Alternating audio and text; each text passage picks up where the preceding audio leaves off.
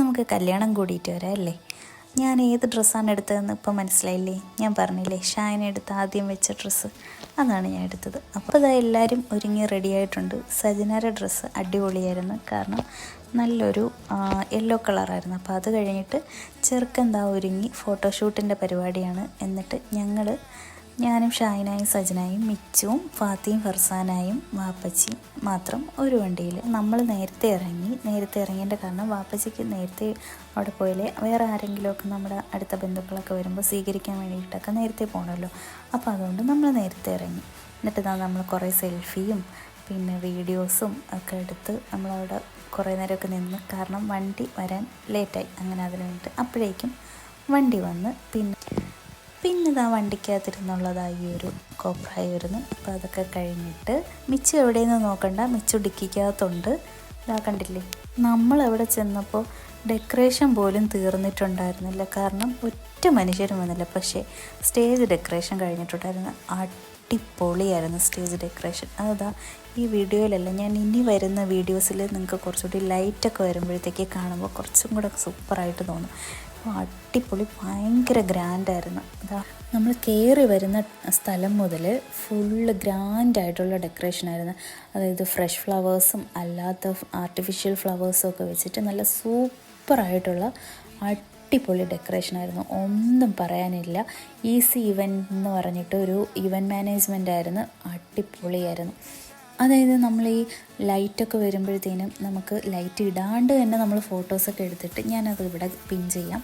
അപ്പോൾ ഫോട്ടോസൊക്കെ, അപ്പോൾ ലൈറ്റ് ഇടാണ്ട് തന്നെ നമ്മൾ ഫോട്ടോസൊക്കെ എടുത്തപ്പോഴത്തേക്കും നല്ല ഗ്രാൻഡായിരുന്നു. അപ്പോൾ ലൈറ്റും കൂടി വരുമ്പോൾ സൂപ്പറായിരിക്കും, നല്ല തീമായിരുന്നു. കാരണം വൈറ്റും കൂടി വരുമ്പോഴത്തേക്കും അത്ര സൂപ്പറായതുകൊണ്ടാണ് ഞാൻ ഇത്രയും വർണ്ണിച്ചത്.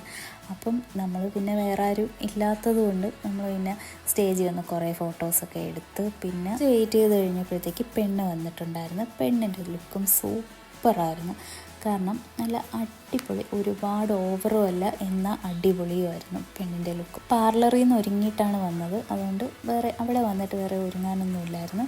പിന്നെ അത് കഴിഞ്ഞിട്ട് നമ്മൾ എന്ത് ചെയ്ത് താഴെ പോയി ജ്യൂസ് കുടിക്കാമെന്ന് ചോദിച്ചു. ജ്യൂസ് കുടിച്ചിട്ട് വന്നപ്പോൾ എനിക്കൊരു പണി കിട്ടി ഗൈസ്. ഇതാ കണ്ടില്ലേ, എൻ്റെ ചെരുപ്പ് പൊട്ടി, ഞാൻ തേഞ്ഞൊട്ടി. അവസാനം പിന്നെ ഞാൻ എന്ത് ചെയ്യാൻ, മറ്റേ ചെരുപ്പിൻ്റെ ഹീൽസും കൂടി അങ്ങ് എടുത്ത് കളഞ്ഞു. അപ്പോൾ അതാ ഹൈസായൊക്കെ വന്ന് ഹൈസായുടെ കൂടെ ഹൈസതാ മുഖം വലിച്ചിറക്കി വെച്ചുകൊണ്ടിരിക്കുന്നുണ്ടില്ലേ. അപ്പോൾ അങ്ങനെ നിന്നപ്പോൾ അടുത്ത ചെറുക്കൻ വന്ന്, പിന്നെ ചെറുക്കനെ ഇറങ്ങുന്ന വീഡിയോസും പിന്നെ ചെറുക്കൻ്റെ കൂടെ ഇറങ്ങാൻ വേണ്ടിയിട്ടും പിന്നെ അതിന് വേണ്ടിയിട്ട് ഞാൻ പുറത്തോട്ട് ഇറങ്ങി. മിച്ചു അവിടെ ഉമ്മാരെയൊക്കെ കൂടെ തന്നെ ഇരുന്ന്. എന്നിട്ട് ഇറങ്ങുമ്പോൾ പെണ്ണിൻ്റെ സഹോദരൻ ബൊക്കെ അല്ലെങ്കിൽ ഹാരം കൊടുത്ത് സ്വീകരിക്കേണ്ട ഒരു ചടങ്ങുണ്ട്. അപ്പം ചെറുക്കൻ അപ്പോൾ ആ ഹാരം കൊടുക്കുമ്പോൾ അല്ലെങ്കിൽ ബൊക്കെ കൊടുക്കുമ്പോൾ അപ്പോൾ തന്നെ മോതിരോ അങ്ങനെ എന്തെങ്കിലും സഹോദരന് കൊടുക്കണം, അങ്ങനെ ഒരു പരിപാടിയുണ്ട്. അപ്പോൾ അതിന് വേണ്ടിയിട്ടൊക്കെ നിന്ന് അതൊക്കെ കൊടുത്തു. എന്നിട്ട് ഫോട്ടോഷൂട്ടൊക്കെ കഴിഞ്ഞിട്ട് അടുത്ത് നേരെ സ്റ്റേജിലോട്ട് പോയിരുന്നു. അതിൽ കയറി ഇരുന്ന അപ്പോൾ തന്നെ പെണ്ണ് വന്നായിരുന്നു. പിന്നെ പെണ്ണിനെ കൈ പിടിച്ച് അകത്തോട്ടേക്ക് കയറ്റി താലി കെട്ടാൻ വേണ്ടിയിട്ട് സമയമായപ്പോഴത്തേക്കും നമ്മൾ സ്റ്റേജിലോട്ട് കയറി. ഷാഹിനായാണ് താലി കെട്ടുന്നത്, ചെറുക്കൻ്റെ പെങ്ങളാണ് താലി കെട്ടേണ്ടത്. അപ്പോൾ അതിന് വേണ്ടിയിട്ട് പിന്നെ ഒരു ചടങ്ങാകുമ്പോഴത്തേക്കും ഫോട്ടോ ഉണ്ടെങ്കിൽ ഉറപ്പായിട്ടും ക്യാമറാമാൻ പറയുന്നതിലേ കേൾക്കാൻ പറ്റുള്ളൂ. അപ്പോൾ അവർ പറയണത് പോലെയൊക്കെ നിന്ന് കൊടുത്ത് ക്യാമറയ്ക്ക് വേണ്ടിയിട്ട് ഫേസ് ചെയ്ത് പിന്നെ താലി ഇടുന്നത് എപ്പോൾ വേണം എങ്ങനെ വേണം എന്നൊക്കെ ഉള്ള ട്രെയിനിങ് ആയിരുന്നു ഈ കാണുന്നതൊക്കെ. പിന്നെ നമ്മൾ ബാക്കിലോട്ട് പോയി നിന്നു. അപ്പോൾ എനിക്ക് ബാക്ക് മാത്രമേ എടുക്കാൻ പറ്റുള്ളൂ, ഫ്രണ്ടിലോട്ട് എടുക്കാൻ പറ്റില്ല, കാരണം സൈഡിലല്ല ഞാൻ നിന്നത്.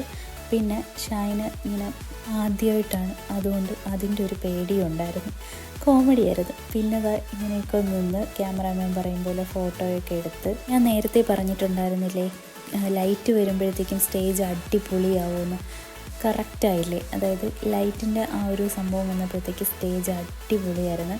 നമുക്ക് ഇതിൽ കാണുന്നേക്കാളും, അതായത് വീഡിയോയിൽ കാണുന്നേക്കാളും സൂപ്പറായിരുന്നു. അതായത് നല്ല ഭയങ്കര സൂപ്പറായിരുന്നു കേട്ടോ, ഒന്നും പറയാനില്ല. പിന്നെ അവൾ അച്ചുവിൻ്റെ കയ്യിലോട്ട് താലി കൊടുത്ത്, പിന്നെ അച്ചു തന്നെയാണ് താലി കെട്ടിക്കൊടുത്തത് ഒന്ന് ഹെൽപ്പ് ചെയ്യാൻ വേണ്ടിയിട്ട്. അങ്ങനെയാണ് സാധാരണ ചെറുക്കൻ്റെ പെങ്ങൾ. ഇപ്പം നമ്മളങ്ങനെ താലി കെട്ടിക്കൊടുക്കാറില്ല, കൂടുതലും കാണുന്നത് താലി ഇങ്ങനെ കയ്യിൽ കൊടുക്കുമ്പോൾ അവർ തന്നെ ഇടുകയാണ് ചെയ്യുന്നത്. പിന്നെ ഈ പരിപാടി എന്താണെന്ന് വെച്ച് കഴിഞ്ഞാൽ പെണ്ണിൻ്റെ സഹോദരി എൻ്റെ പെങ്ങൾക്ക് സ്വർണം കൊടുക്കുന്നതിൻ്റെ ഒരു പരിപാടിയാണ്. ഇതൊക്കെ പണ്ട് കാലം മുതലേ നമുക്ക് മുസ്ലിംസിൻ്റെ ഇടയിൽ ഉള്ളതാണ്. പിന്നെ അതിൻ്റെ ഓരോരോ വെർഷൻ ഇപ്പം മാറി മാറി അത് വേറൊരു ടൈപ്പിലോട്ടാവുന്നു. പിന്നെ അതാ ചെറുക്കന് പെണ്ണിൻ്റെ ഉമ്മ പാലും പഴവും കൊടുക്കുന്നതാണ് ഇപ്പോൾ ഈ കാണുന്നത്. അപ്പോൾ അത് 3 പ്രാവശ്യം കുടിച്ചിട്ട് അടുത്ത പെണ്ണിന് കൊടുക്കണം. എന്നിട്ട് ചെറുക്കൻ അടുത്ത് ഇതിൻ്റെ കൂടെ ഈ പാലും പഴത്തിൻ്റെ ഈ ബാക്കി വരുന്ന പാലിൻ്റെ കൂടെ ഉമ്മാക്ക്, അതായത് പെണ്ണിൻ്റെ ഉമ്മാക്ക് സ്വർണം തിരിച്ചു കൊടുക്കണം.